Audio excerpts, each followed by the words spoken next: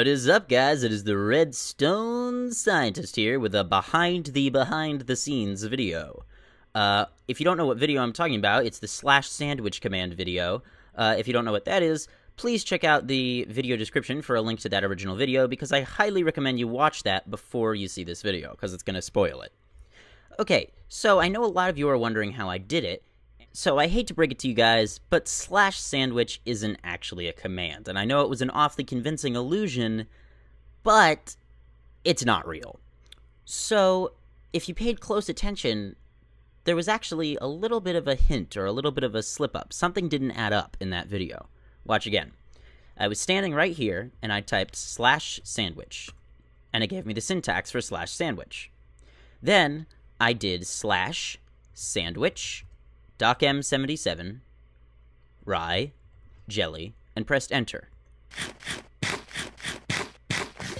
Made a jelly sandwich for docm77, and he ate, well, a cookie. Now, I'm going to push /, and you tell me what doesn't add up.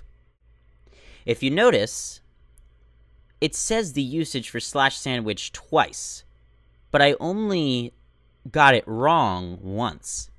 I did /sandwich and pressed enter. I do /sandwich again, rye jelly. It says that I'm wrong about the syntax again. So that doesn't make a lot of sense. So, a couple of you, I don't remember how many of you, got it correct, that it was indeed a resource pack. However, I was very careful with my answers in the comments not to give too much away and to be very vague.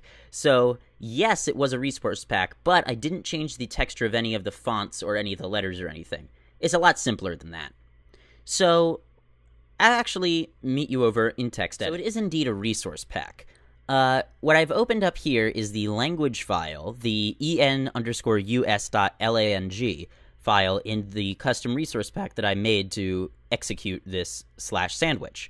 So here we are in the /language file, the language file, and this is basically a list. I've dabbled in custom languages before to act like in terms of making custom maps, and I want everything to be, you know, I don't want anything to take you out of it. I want everything to be, like, if it's a pirate map, everything has to be, there actually is a pirate language in Minecraft, but everything has to be piratey. Nothing should take you out of it.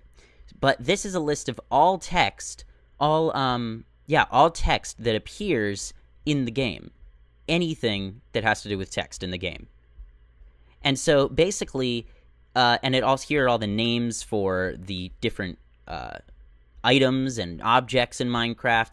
It's a very, very long file. But if we do a find function for what'd I do? Okay. Do a find function for command. Not there. Here we go. Commands.generic. This is the section for all the commands, and this will tell you everything about commands, all of the things that it says in commands. You can't, unfortunately, edit... you cannot edit the name of a command, though. You can't, like, change a command to be in a custom language. You can't do that.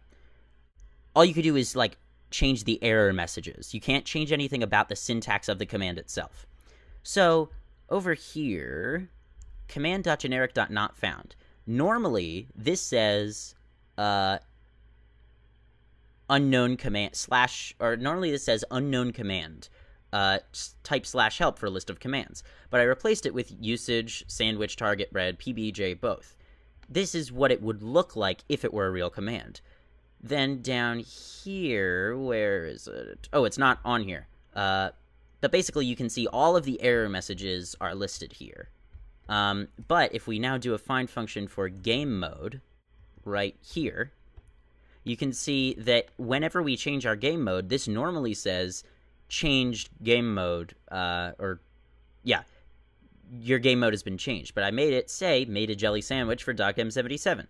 So, now that I've shown you that, let me show you how I executed it so perfectly without any cuts or video editing. I'll meet you back in Minecraft. Okay, we're back here in Minecraft, and let me just break this armor stand. Let me show you what's going on here. This is my testing world. By the way, don't worry, this is not the basin, for those of you who watch TRS's world. Some of this other stuff we'll look at later. But this entire thing right here is how it all works. Oh, actually, let's take off the resource pack so that you can see what it actually looks like. So, if we do slash sandwich, unknown command, try slash help for list of commands, slash sandwich, docm77, rye jelly, just like that. But, whoop, lag, okay. But this actually works no matter what you do. Slash blah blah blah, slash blah blah blah. As long as you do something that's not an actual command, it will work. And I just made it look like that.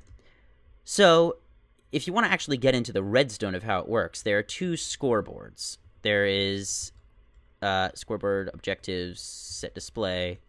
There are two objectives. First success, well, three objectives. First success, timer, and success.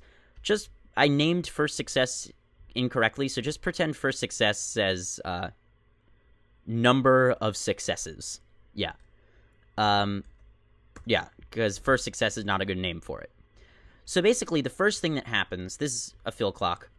The first thing that happens is we do stats entity TRS set success count of TRS into the scoreboard success.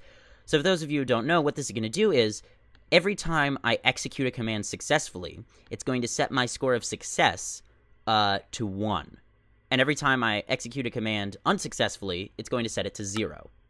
And then over here, we do scoreboard players add anybody who has or the closest player who has a success score of 0, maximum 0, meaning that you just executed a command incorrectly or failed to execute a command. We're going to set first success or number of successes to 1.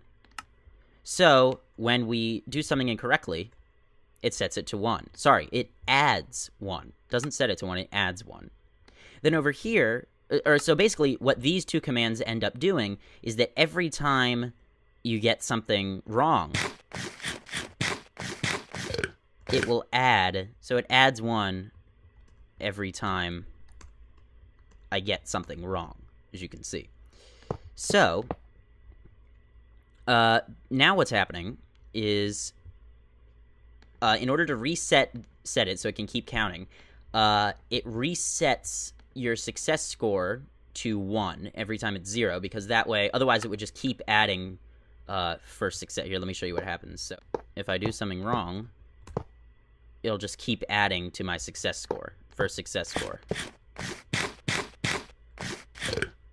So, after we reset that, we test for once I failed to execute a command 2 times, exactly 2 times, which is what this argument is for, I'm going to set my game mode to 1.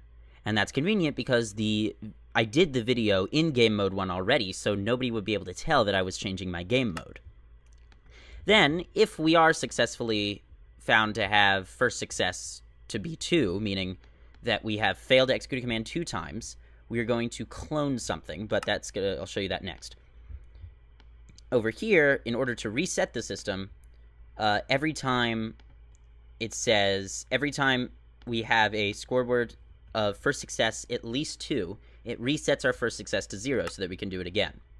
Now, the thing that's cloned, this is very poor redstone etiquette, but basically what I'm cloning are these 2 hoppers that are facing into each other. It's a hopper clock.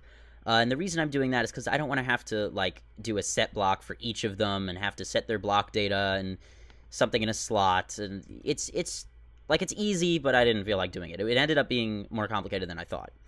Anyway, it starts this hopper clock. And this hopper clock, I do something that I'm never supposed to do. You're never supposed to do this with redstone, is set the transfer cooldown to 1, because it causes a lot of lag.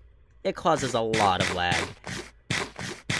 Not like frame rate lag, but it's like the comparators don't update properly because comparators need, I think, yeah, comparators need a 1 tick pulse or a 1.5 tick pulse or something like that in order to work. So it's super glitchy and not very reliable, but it gets the job done. Now, over here, every time it goes over here, it's going to set the transfer cooldown. It's going to set the armor stand's pose to be frame 1 of the eating. And it's also going to set his weapon to a cookie. Then when it comes over here, it's going to set the cooldown of that. It's going to also do the cookie. This is just in case, no matter where it is, no matter what happens. It's just a fail-safe if for some reason he doesn't have a cookie.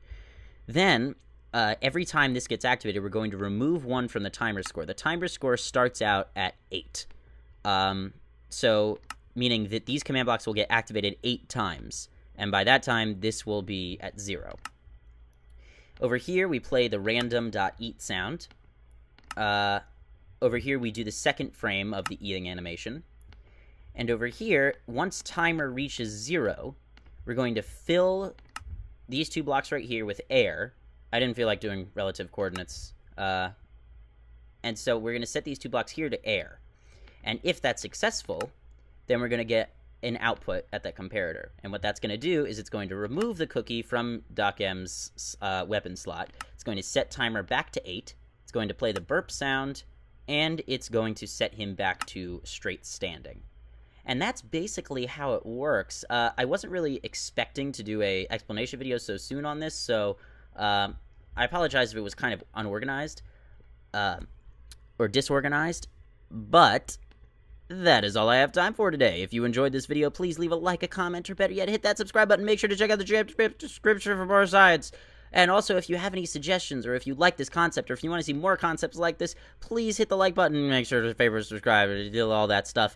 But yeah, usual outro, and that's it. Bye!